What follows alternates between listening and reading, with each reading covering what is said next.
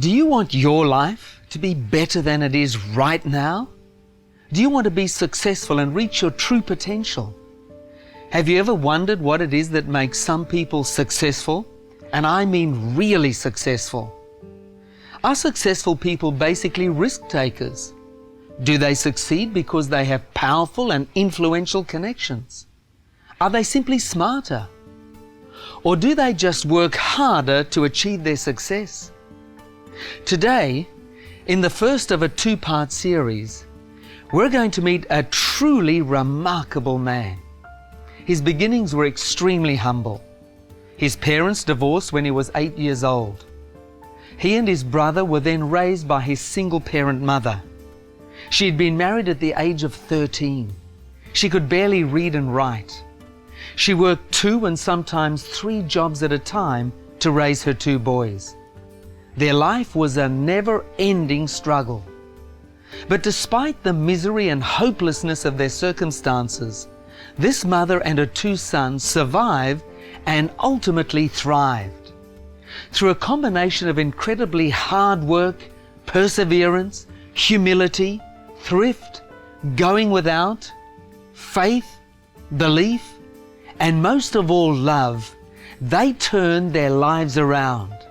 The man we are about to meet was once considered the dumbest kid in his class at school. He was handicapped by a violent and uncontrollable temper and subject to constant bullying and taunts. But he went on to become one of the most remarkable examples ever of a life of failure transformed to overwhelming success. Stay tuned. I promise you this story will gladden your heart and fill you with inspiration. It has stood the test of time. God's book, the Bible, still relevant in today's complex world. It is written, sharing hope around the globe. When we imagine the most difficult job on planet Earth, the job that requires a combination of the most natural skill and talent, the most brilliant mind and the highest level of education and experience, we think of brain surgery. We even joke that no other job or task is quite so difficult when we say, well, it isn't exactly brain surgery. If brain surgeons are the pinnacle of combined skill and education, then the man we're about to meet is a living legend, a world treasure. Dr. Ben Carson, from the Johns Hopkins Hospital in America, is recognized today as the world's leading pediatric neurosurgeon, a man who has triumphed over adversity and poverty to dedicate his career to saving lives, inspiring students, and championing the disadvantaged. This is his story. Dr. Ben Carson, I'm delighted that you're with us on It Is Written Oceania, and welcome to Australia. Well, thank you. It's wonderful to be back here again. You were born in Detroit, Michigan. Your parents divorced when you were only 8 years of age, and your mother Sonia was left to raise you and your brother. Your mother herself was one of 24 children and had dropped out of school in 3rd grade. A divorcee with 2 young boys to raise and with a limited education. Her life must have been very difficult. Please tell me about your remarkable mother. Well, you know, despite the fact that she had such a difficult life, she never adopted what I call a victim's mentality. She never felt sorry for herself, and that was a good thing. She never felt sorry for us either. That was a bad thing. But, you know, she would never accept excuses. And she would always ask the question, do you have a brain? And if the answer was yes, then she would say, then you could have thought your way out of it. And, you know, it's perhaps the best thing she did for me and for my brother, because if someone doesn't accept your excuses, then pretty soon you stop looking for excuses. You start looking for solutions. And I think that was a key role model provided to me and to my brother in terms of how we should lead our lives. Dr. Carson, your mother worked 2, sometimes 3 jobs at a time to support you and your brother. What are your recollections of those years of struggle and hardship? Well, I remember I didn't like it very much. I don't like poverty. You know, some people don't like snakes, and some people don't like spiders. I don't like poverty. And yet, you know, we knew that that's the lot that we were in. And after, my mother made us start reading books, and I started reading about different successful people, one thing really occurred to me, and that was that you create your own success based on how much you know and how hard you're willing to work. And all of a sudden, it dawned on me that the person who would have the most to do with what happened to me was me. And once I knew that, poverty didn't bother me anymore, because I said, it's only temporary. I can change this. And if you know that you can change something, you don't mind it anywhere near as much. You've achieved so much in your life, but your early school days were not promising. You experienced difficulties and were the bottom of the class with failing grades. In fact, you were most unsuccessful. You were subject to bullying and taunting. You developed a violent and uncontrollable temper. Tell us about those difficult times. Well, I was what's known as the safety net. No one had to worry in my class about getting the lowest mark on a test as long as I was there. So it gave them some relief. But, my classmates called me dummy. They made fun of me. The teachers really didn't expect much of me. And quite honestly, I didn't expect much of myself. But I must say that once I started reading the books and I started knowing things that no one else knew, I began to form a completely different picture of myself. And I got to the place where I couldn't wait to get home to read my books. And I got to the point where my mother, who was always after me to read, was saying, "Benjamin, put the book down." Now, Dr. Carson, you are widely acclaimed as one of the most, if not the most brilliant paediatric neurosurgeon in the world today. You started your career by earning a psychology degree at Yale University. How did you make the jump from psychology to neurosurgery? I thought that I was going to be a psychiatrist, and I believe that God gives everybody special gifts and talents. And once I was in medical school, I started saying, what are my special gifts and talents? And I realized I had a lot of eye-hand coordination, the ability to think in 3 dimensions. I was a very careful person. I never knocked things over and said, oops, which is a great characteristic for a brain surgeon, by the way. And I kind of put all that together with my love of the brain, and I said, you would be a terrific brain surgeon. And it's the same kind of thing that I recommend for people all the time. I say, stop and take stock of your God-given talents, and then choose a career that takes advantage of those. Dr. Carson, you've been involved with some remarkable pioneering surgery during your distinguished career, particularly surgeries to separate co-joined twins who were joined at the head. You gained worldwide recognition for your part in the first successful separation of Siamese twins joined at the back of the head. It was an extremely complex and delicate operation that took 5 months to plan and 22 hours of actual surgery. Can you tell us a little about the Bender twins and that operation? Well, in fact, I had gotten interested in the whole concept of conjoined twins months before I heard anything about the Bender twins. For some reason, I was just fascinated, and I was trying to figure out why the record was so dismal when it came to separating such twins, and concluded that it was exsanguination or bleeding to death. And I was talking to a friend, the chief of cardiothoracic surgery at Hopkins, Bruce Wrights, who had done a lot of work with hypothermic arrest, where you cool the body temperature until the heart stops, pump all the blood out, and you can operate on an infant heart for up to an hour before you have to start it back up, pump the blood back in and everything. And I was thinking, what if you could do that during the critical part of a separation?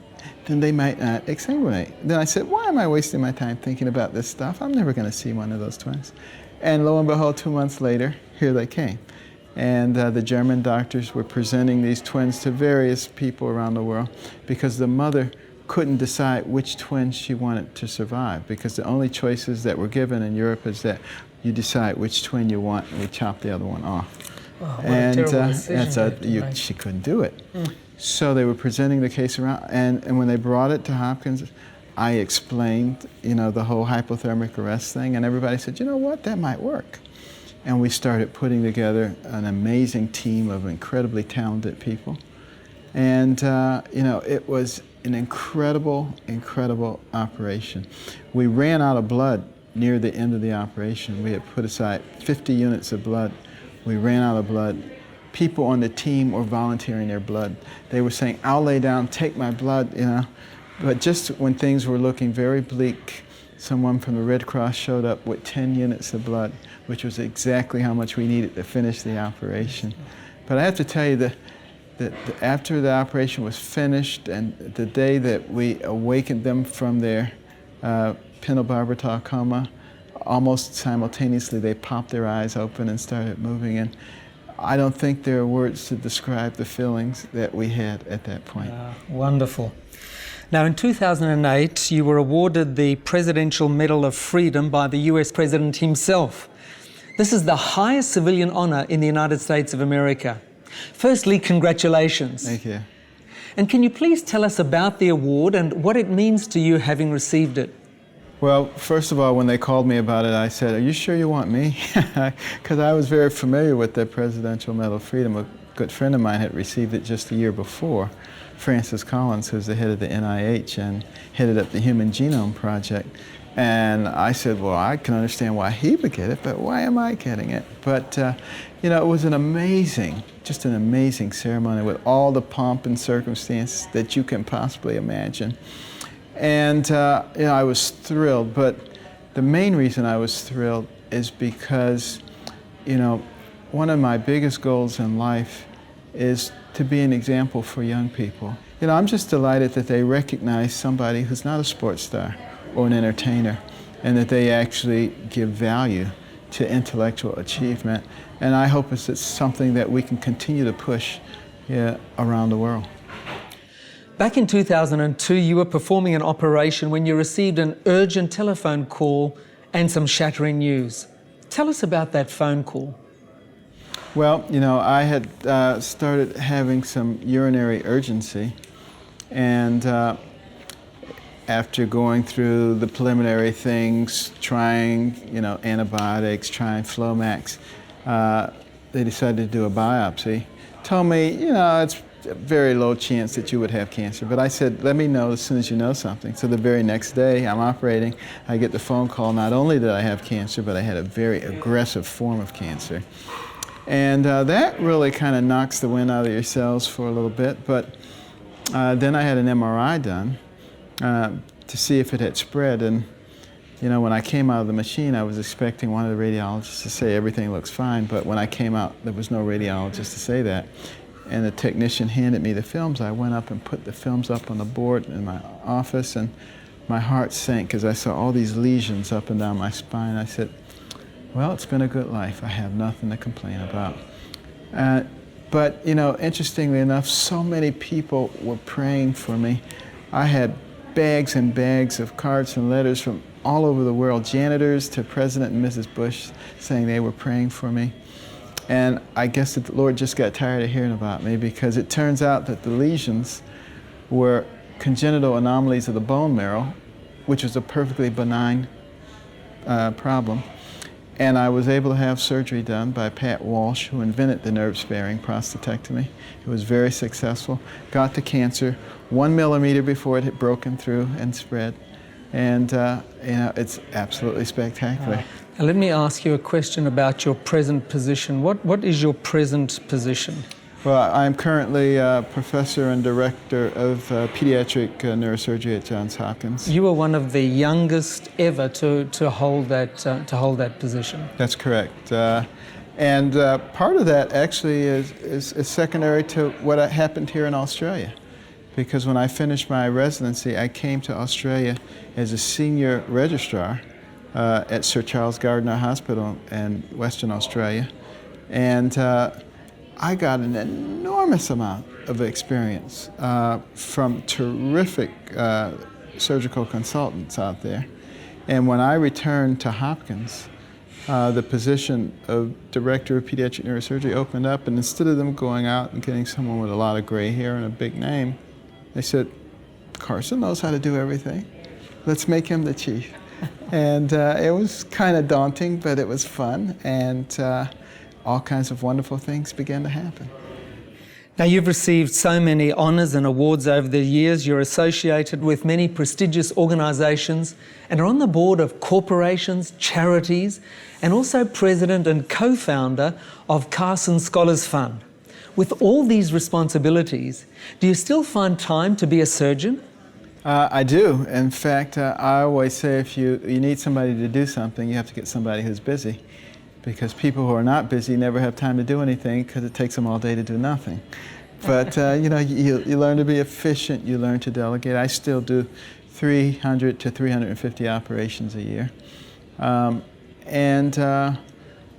I have found over the course of time that there's so many other incredibly important things to devote one's time to. I can only affect one life at a time in the operating room, unless it's conjoined twins, then it's two. But through interviews, through media, through books, you can affect thousands, if not millions, of lives.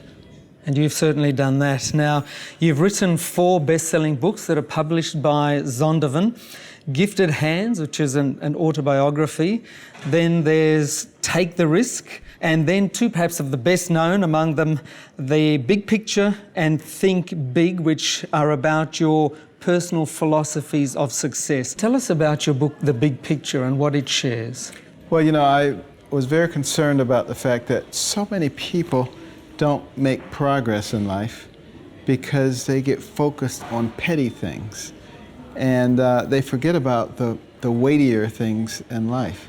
So in this picture, I just gave multiple examples of things that are important versus things that are not important. For instance, once I was doing an interview with a national public radio reporter, and she said, "I notice you don't speak much about race. Why is that?" I said, "It's because I'm a neurosurgeon." And she looked at me quizzically, and I said, "You see, when I go to the operating room and I open the scalp and I take that bone off, I'm operating on the thing that makes that person who they are.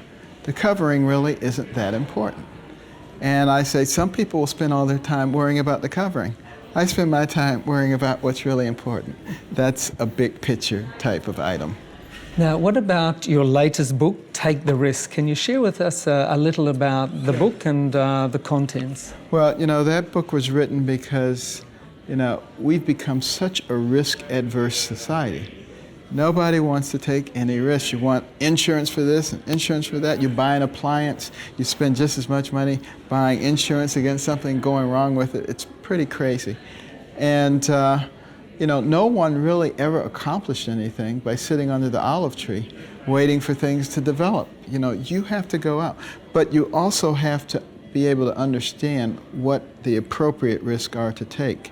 And in order to do that, you have to know yourself. You have to know what your values are.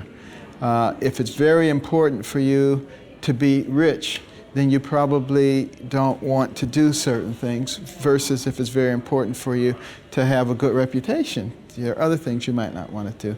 So you have to know yourself, and also recognize that some people take absolutely stupid risks, and as a result, they spend all of their time trying to dig out of a hole.